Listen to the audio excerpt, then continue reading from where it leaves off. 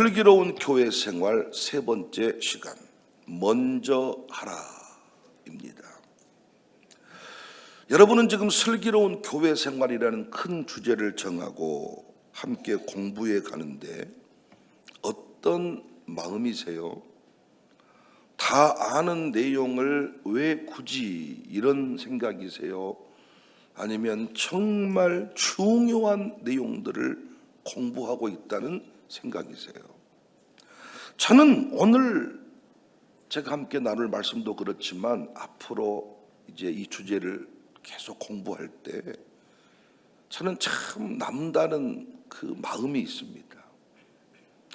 교회 생활을 똑바로 배우지 않고는 끝까지 쓰임받을 수가 없어요. 교회 생활을 통하여 온전한 성화를 이루고 부모님의 교회 생활이 곧 자녀의 미래의 수준입니다. 동의하십니까? 청년의 때에, 어렸을 때의 교회 생활이 장차 누릴 영광의 전부입니다. 교회 생활, 신앙 생활을 똑바로 하지 않고 하나님이 쓰시는 사람이 있으면 저한테 데려와 보세요. 섬기는 교회가 없는데, 내 신앙을 인정해 줄 담임 목사가 없는데 세계 간증하고 다닌다. 그 사람은 이단입니다. 조만간에 이단의 괴수가 되었다고 아마 뉴스에 보도될 겁니다. 예수를 믿는 순간부터, 믿기로 작정한 순간부터 교회와 연결돼서 교회에서 신앙생활을 잘할 때 거기서 질병도 고침받고 나의 쓴뿌리도 뽑히고 하나님이 쓰실 만한 사람으로 다듬어지는 거예요. 그런데 우리는 지금까지 구원의 감격은 배웠고 구원의 원리는 배웠고 선교의 방법은 배웠는데 뭘 못 배웠어요? 교회 생활. 슬기로운 깜빵 생활도 배웠는데, 슬기로운 병원 생활도 배웠는데 슬기로운 교회 생활을 못 배웠어요. 그래서요, 엉망입니다, 신앙들이. 슬기로운 교회 생활의 원리, 지난 시간에는 은사대로라는 말씀을 나누었습니다. 교회는 한 몸입니다. 몸은 모두가 같지 않습니다. 손도 있고 발도 있습니다. 눈도 있고 귀도 있습니다. 그래서 하나님은 사람마다 다른 은사를 주셨어요. 다른 재능을 주셨어요. 여러분의 은사가 무엇입니까? 여러분의 재능은 무엇입니까? 잘하는 것이 은사입니다. 많이 가진 것이 은사입니다.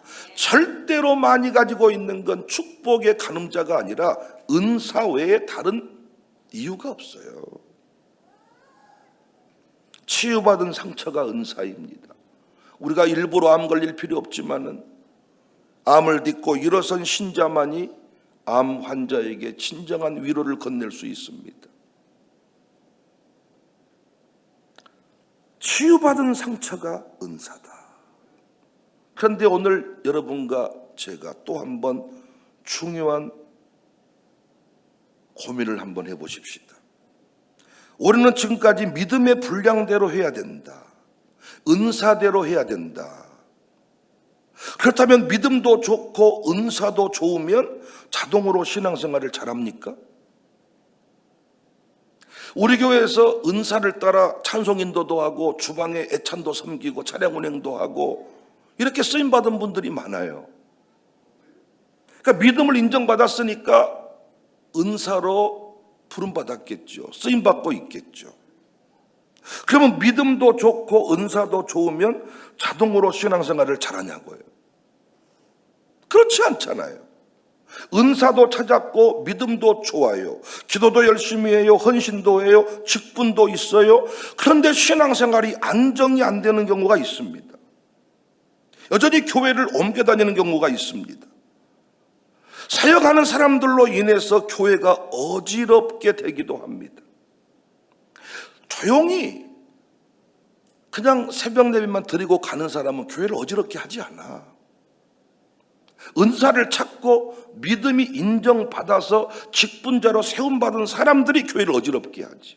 저는 다시 말씀드리지만 새로 나온 분들이 좋은 것으로 흥분해 본 적이 없어.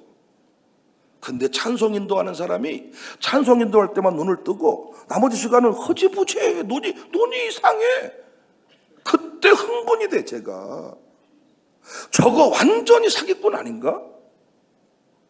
아니 노래할 때 그 눈빛과 어떻게 설교 들을 때 눈빛이 다를 수가 있나? 그때 흥분하는 거지.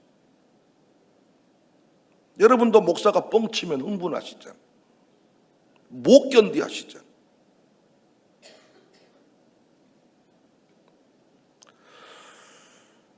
우리 교회 역사를 돌아봐도요, 은사가 탁월했던 분들이 있었어요. 믿음이 좋았던 분들도 있었어요. 제가 왜 믿음 좋다고 말하느냐?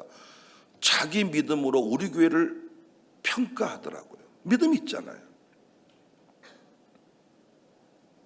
기도도 많이 했어요. 헌신도 많이 했어요.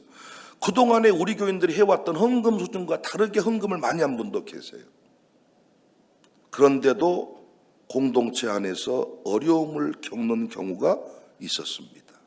오랫동안 쓰임받지 못하고 끝내 교회를 떠난 경우도 있었습니다. 왜 그런가요? 교회 생활은 믿음만으로, 은사만으로 되는 것이 아니에요. 그렇다면 무엇이 또 필요한가? 많은 신자들이 이 부분에 대한 가르침과 훈련을 잘 받지 못한 것 같아요. 목사도 마찬가지입니다. 슬기로운 교회 생활 세 번째 원리라고 할 수 있는데 이미 제목에 그 내용이 나왔어요. 다름 아닌 먼저 하라. 10절 보세요. 형제를 사랑하여 서로 우애하고 존경하기를 서로 먼저 하며. 그런데 10절이 나오기 전에 9절 말씀이 먼저입니다. 사랑에는 거짓이 없나니 악을 미워하고 선에 속하라. 왜 갑자기 악을 미워하고 선에 속하라는 말이 나올까요?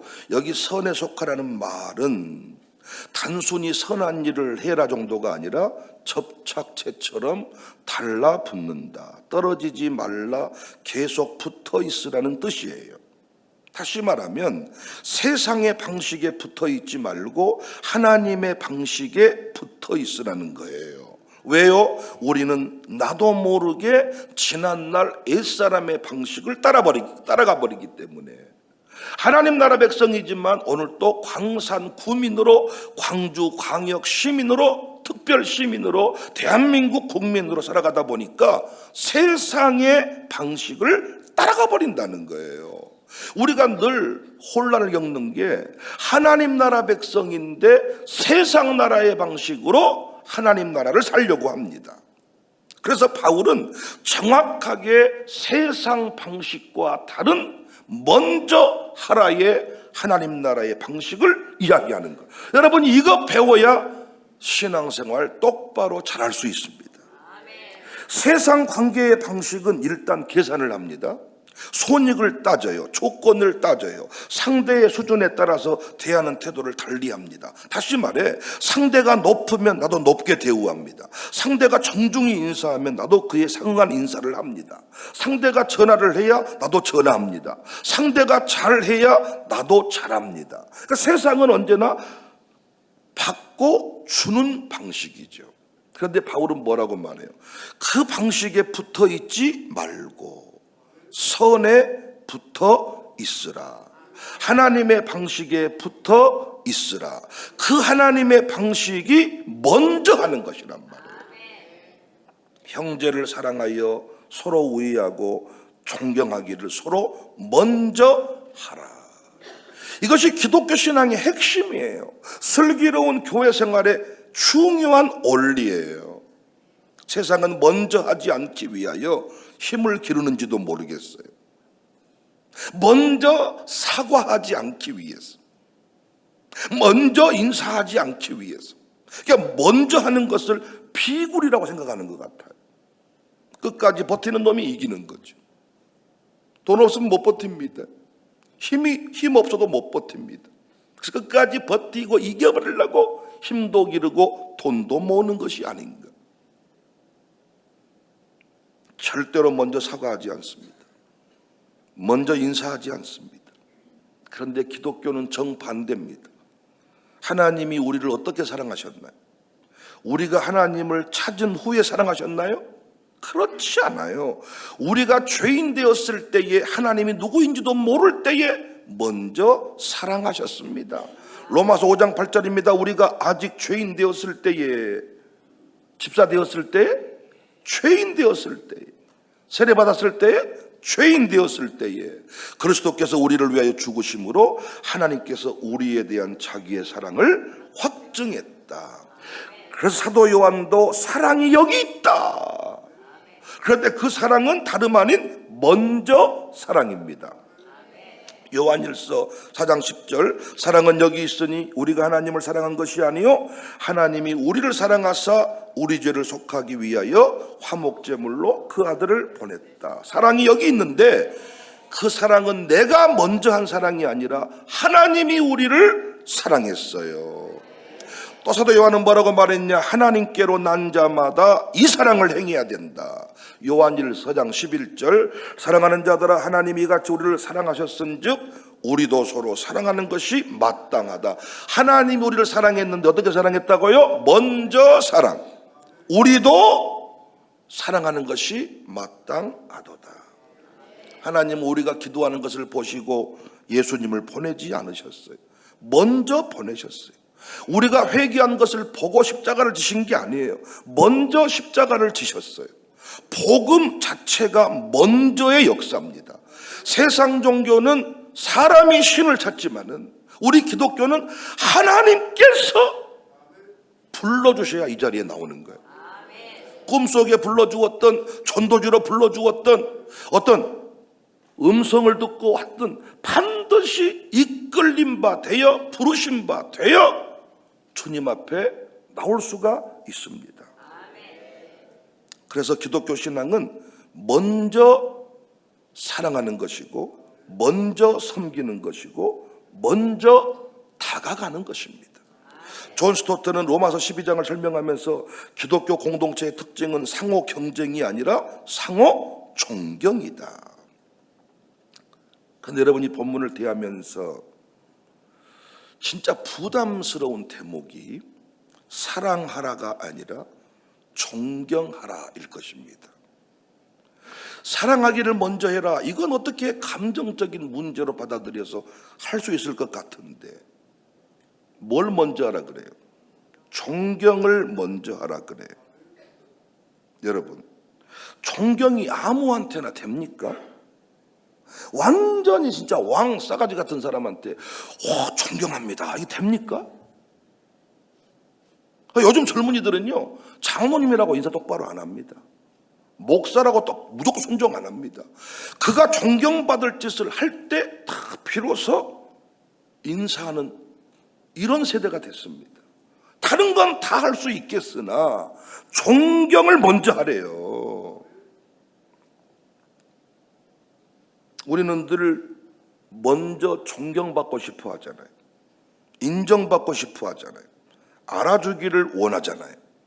성경은 알아달라고 말하지 말고 먼저 알아주라고 합니다. 존경받기를 기다리지 말고 먼저 존경하라고 합니다. 여러분, 교회 생활을 오래 해보면 알게 될 겁니다. 사람들이 상처받는 이유 중 상당수는 무시당했다고 느끼기 때문입니다. 돈 없으니까 무시하는구나. 헌신 못하니까 무시하는구나.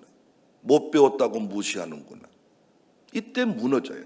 그런데 존중받는 곳에서는 꽃이 핍니다. 사람은 존중받을 때 성장합니다. 존중받을 때 헌신합니다. 존중받을 때 살아납니다. 그래서 건강한 교회는 존중하는 문화가 있어요. 새가족을 존중해요. 어르신을 존중해요. 다음 세대를 존중해요. 봉사자를 존중해요. 직분자를 존중해요. 그런데 여러분, 상대방이 존중받을 짓을 해서 존중하는 게 아니라 하나님이 주신 마음으로 하나님이 주신 사랑에 힘입어서 뭐 한다고요? 나보다 남을 낫게 여기고. 목회를 하면서 발견한 한 가지는 교회를 살리는 사람은 돈 많은 사람, 능력 많은 사람이 아니라 먼저 인사하는 사람이었습니다. 먼저 전화하는 사람이었습니다.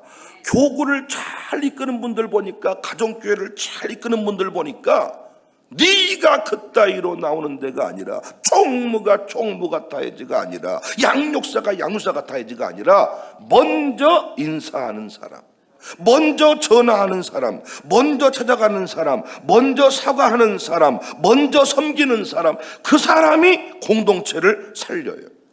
은사도 탁월한 것 같지 않은데, 평범해 보이는데 잘 지내는 사람, 교회 생활 잘하는 사람 보니까, 열매 맺는 사람 보니까 먼저 원리를 아는 사람이에요. 목사의 태도와 상관없이 목사를 먼저 사랑해요. 먼저 존경해요. 틀림없이 목사는 그 사람을 별로 좋아한 적이 없는데, 그 사람은 목사를 그냥 먼저 좋아하는 거예요. 먼저 인사하는 거예요. 양육사를 먼저 존경해요. 양육사를 먼저 사랑해요. 양육사가 하는 것을 봐가지고 태도를 결정하는 게 아니라, 양육사니까 좋은 거예요. 양육사를 존경하라고 했으니까 존경하는 거예요. 존경합니다 하다 보면 존경이 됩니다. 경험해 보신 거 아닙니까? 양육사의 입장에서요, 가는 곳마다 총무를 흉보는 사람, 조만간에 자기도 무너지고 가정교회도 무너져요. 근데 가는 곳마다 뭐라고 말하느냐? 총무를 존경한대. 자기는 존경한대. 장기 목회를 하는 목사님도 마찬가지. 장기 목회를 하는 특징이 뭐냐? 교인들을 존경해. 장로님을 존경한다 그래. 장로님들이 무식해서, 장로님들 수준 낮아서, 장로님들이 형편없어서 이런 마음을 가지고 가는 곳마다 커피 마실 때마다 흉보는 분은 조만간에 교회를 떠나더라고요.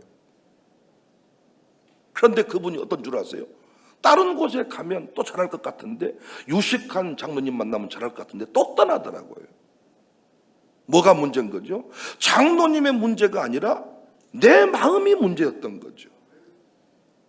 하나님의 사랑을 힘입고 은혜를 힘입어서 모든 것이 나보다 남을 낮게 여기는 태도가 돼야 되는데, 악령에 붙들린 인생, 세상 방식에 붙들린 인생은 어떻게 돼요?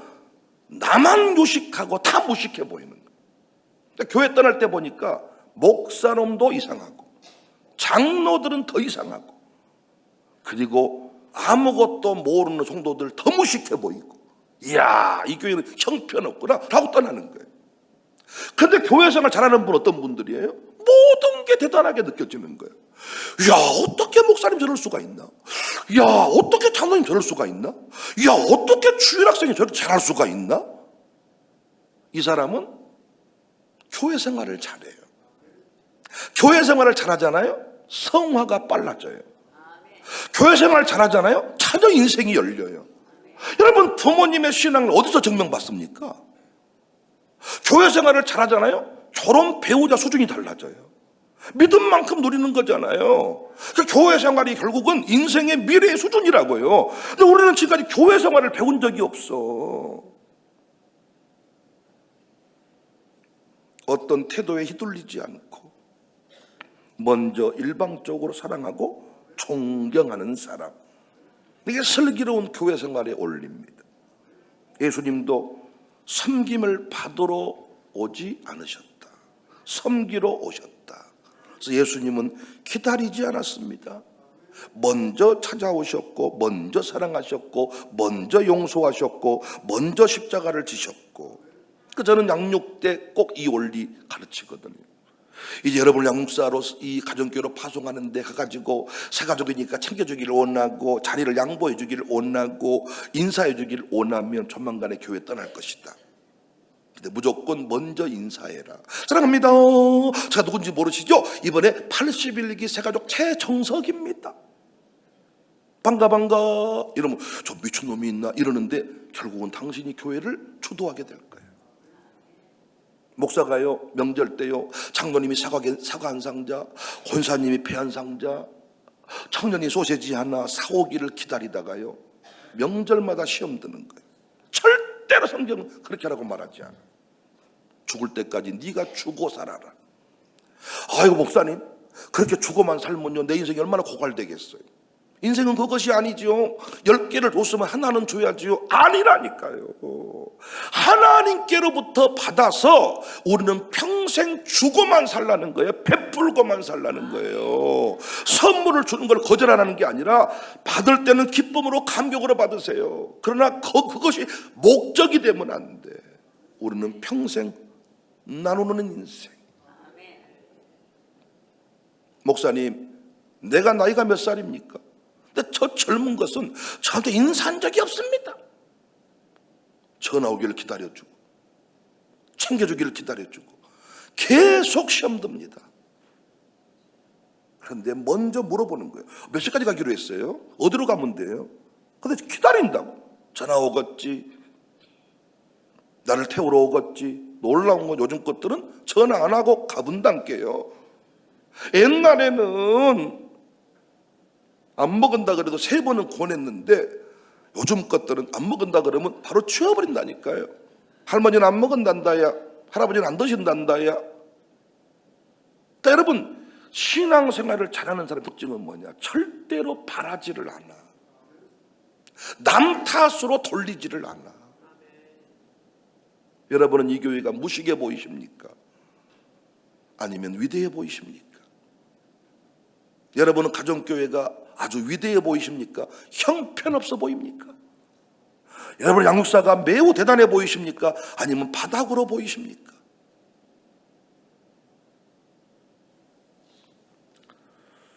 먼저 사랑하시고, 먼저 인사하시고, 먼저 섬기시고, 먼저 존경하시고, 먼저 다가가시기를 바랍니다.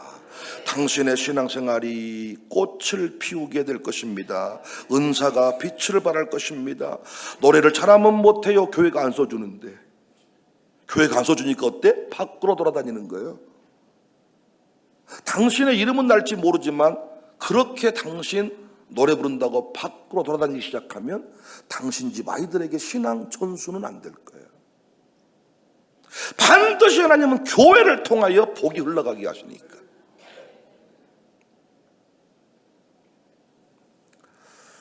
우리 교회 최창호 장로님 가정이 참 저는 이 말씀을 준비하며 생각이 났어요.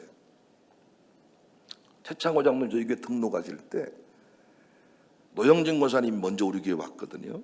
소문 듣고 학교 때문에. 저는 노영진 권사님에게 따뜻한 미소를 보내지 않았습니다. 이상하게 하나님께서 그 마음을 주지 않아서 학교 입학에 대한 상담도 해주지 않았습니다. 계속 마음이 열리지 않았어요. 그런데 놀랍게 이 교회에 계속 일방적으로 사랑과 존경을 표현하고 먼저 찾아오고, 그래서 그분들 마음속에 샬롬 아카데미가 대단한 학교라는 마음을 가지고 고백을 하게 되었을 때 하나님이 어느 순간 접촉하게 하시더라고요. 이분들이 등록하면서요, 제가 먼저 이분들한테 헌신을 부탁해 본 적이 없습니다. 제가 다 밝힐 수 없지만은 이 가정은 먼저 성령께서 감동을 주셨다면서 먼저 목사님 이거 필요하시죠? 먼저 이거 해야 되죠? 이거 하는 게 좋겠죠? 이러면서 어때요? 제가 잘해준 집은 떠나더라고요. 제 마음속에 다른 사람은 다 몰라도 저 인생은 배신하면 안 되지. 근데 그런 가정이 상처를 주고 떠나더라고요. 얄밉게 떠나니마. 사랑했다는 말도 거짓말, 은혜 받았단 말도 거짓말, 목사님 최고로 멋지단 말도 거짓말, 세상의 모든 거짓말 다 해놓고 행여나 돌아올 너를 위해 오늘 또 나는 자리를 비워둔다. 유행가 가사가 다 가슴에 와 닿아버려. 그런데 베풀어 준 게 없는데, 진짜 따뜻한 미소 한 번 준 적이 없는데, 제가 밥 한 끼를 대접한 적이 없는데 변함없이 헌신하고 충성하는 사람들이 있다고요. 목사가 밥 사줘서 교회 신앙생활 잘하는 사람은 밥 못 얻어 먹으면 조만간에 떠나겠잖아요. 근데 그게 아니라고요. 먼저 사랑, 먼저 헌신, 먼저 순종, 먼저 고백. 목사가 뭘 해줬기 때문에 이 사람은 다 떠나더라니까요. 저는요, 우리 교회가 물질이 많이 필요한데 최근에 분명히 하나님 응답을 주시더라고요. 최창호 장로 과정을 통해서 그 기업에 물질이 부어진다. 그 기업이 확장되어서 이삭에게까지 영향을 미치고 그 기업을 아들이 물려받아야 되는 수준까지 이르게 될 것이다. 받은 응답이 있어서 제가 오늘 실명을 거론합니다. 여러분, 불러줄 때 꽃이 됩니다. 그럼 여러분, 상대방을 꽃으로 부르면 나는 뭐가 될까요? 상대방을 꽃으로 불러주면 나는 형편없는 지푸라기가 될까요? 할렐루야지요. 상대방을 꽃으로 부르면 나는 최소한 꽃이 될 것이고 정원이 되는 거죠. 꽃밭이 되는 거죠. 아름다운 사람이 되는 거죠. 꽃은 혼자 피워도 아름답지만 꽃을 피우는 사람은 더 아름답습니다. 계속 사람을 인정하는 사람 곁에는 꽃이 많아요. 계속 사람을 세워주는 사람 곁에는 꽃이 많아요. 사람을 존중하는 사람 곁에는 꽃이 많아요. 그래서 그 사람의 인생이 뭐가 돼요? 꽃밭이 돼요. 불러주니까 꽃이 되는 거야. 존중하니까 꽃이 돼. 먼저 인사해 주니까 꽃이 돼. 그러니까 양육사가요, 먼저 불러주는, 먼저 인사하는, 먼저 섬기는 이 양육사가 되면 가정교회가 다 꽃이 되지만, 양육사가 형편없는 인생이라고 저주하기 시작한 순간부터 당신의 가정교회는 하수구가 돼버리는 거죠. 산 지옥이 돼버리는 거예요. 부부간에 인사하세요. 사랑합니다 인사까지는 하겠는데 존경합니다는 못하겠습니다. 목사님, 남편이 존경은커녕 지금도 내 안에 분노가 있어요. 당신은 평생 남편으로부터 사랑받지 못할 겁니다. 내가 남편을 꽃으로 불러줄 때 비로소 그는 꽃이 되는 거예요. 이 물거나 이 잡거사, 이 왼수야, 이 썩을 인간아, 계속해서 그 인간은 썩을 것이고 왼수가 될 것이고 사명감을 가 당신의 인생에 상처를 줄 겁니다. 불러준 대로 불러준 대로. 사람을 무시하는 사람 곁에는 꽃이 없어요. 교회에서요 계속해서 남 욕하고 다니는 사람 보세요. 그 사람 곁에는 하수 같은 사람들만 모입니다. 냄새밖에 안 나. 꽃을 싸고 있는 종이에는 꽃냄새가 나잖아요. 생선을 싸는 종이에는 생선 비린내가 나잖아요. 정죄만 하는 사람 곁에는 꽃이 없어. 왜? 꽃을 꺾어버리기 때문에. 저는 교회 생활만 잘 배우면, 청년들이 교회 생활만 잘하면, 신앙생활만 잘하면 머리 되게 하시고 꼬리 되지 않게 하시는데, 교회 생활 똑바로 하는 청년 봤습니까? 교회 생활을 잘하는 장모님 봤습니까? 요즘에 없습니다. 그래서 다 중단되어 있습니다. 난 우리 교회가요 진짜 교회 생활을 잘하는 좋은 모델들이 많이 세워지고 있는데, 그분들은 모두 다 먼저 사랑, 먼저 존경, 먼저 인사, 먼저 하나의 원리를 알고 있는 분들입니다. 교회 생활 힘들어지셨습니까? 가정교회가 힘듭니까? 오늘 말씀 기억하시고 삶에 구체적으로 적용해 보시기를 바랍니다. 교회 생활이 놀랍게 변화가 될 줄을 믿습니다.